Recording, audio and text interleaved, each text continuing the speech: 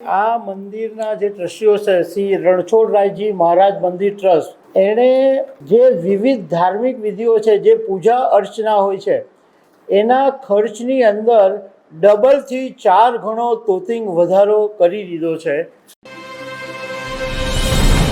ગુજરાતના સુપ્રસિદ્ધ યાત્રાધામ ડાકોરમાં રાજા રણછોડરાયજીનું મંદિર આવેલું છે અને આ મંદિરના જે ટ્રસ્ટીઓ છે શ્રી રણછોડરાયજી મહારાજ મંદિર ટ્રસ્ટ, એણે જે વિવિધ ધાર્મિક વિધિઓ છે, જે પૂજા અર્ચના હોય છે, એના ખર્ચની અંદર ડબલથી 4 ગણો તોતિંગ વધારો કરી દીધો છે અને એને કારણે ભક્તોમાં થોડી નારાજગી વ્યાપી છે.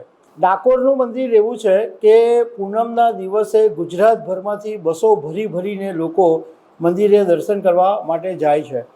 તો આના વિશે તમારી સાથે વાત કરીશ. મારું નામ રાજેશ શાહ છે અને તમે જોઈ રહ્યા છો ગુજરાતના સૌથી મોટા ડિજિટલ ન્યૂઝ પ્લેટફોર્મ ખબર છે.com.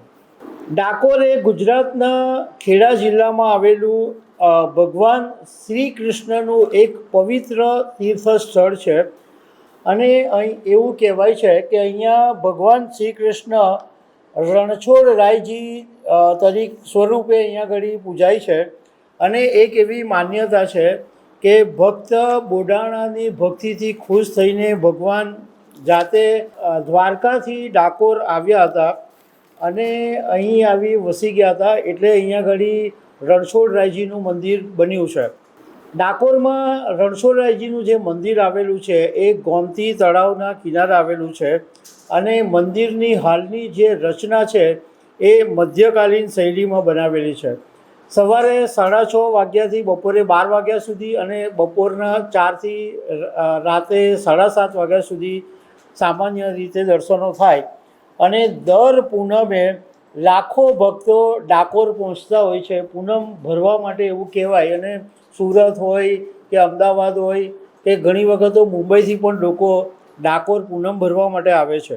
અને ફાગણી પૂનમ અને જન્માષ્ટમીનો મેળો એ આ બહુ જ પ્રસિદ્ધ હોય છે અને ડાકોરના ગોટા છે એ પણ ફેમસ હોય છે.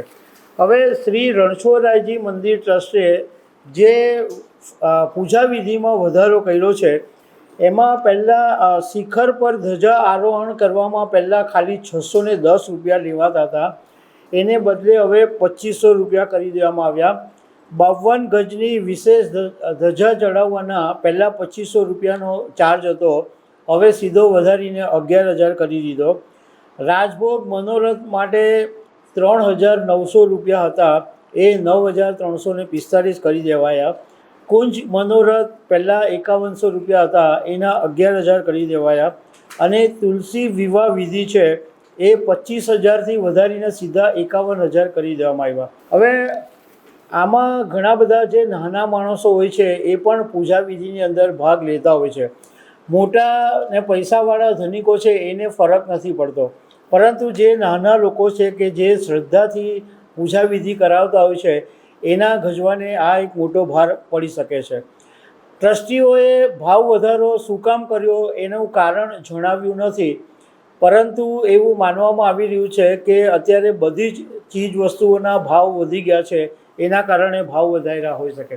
અને આ જે નવો ભાવ વધારો છે એ 11 મે 2026થી અમલમાં આવવાનો છે, એટલે કે સોમવારથી હવે નવો દર લાગુ પડશે. તો દર્શક મિત્રો, આવી અનેક વાતો સાથે અમે તમને મળતા રહીશું. આભાર.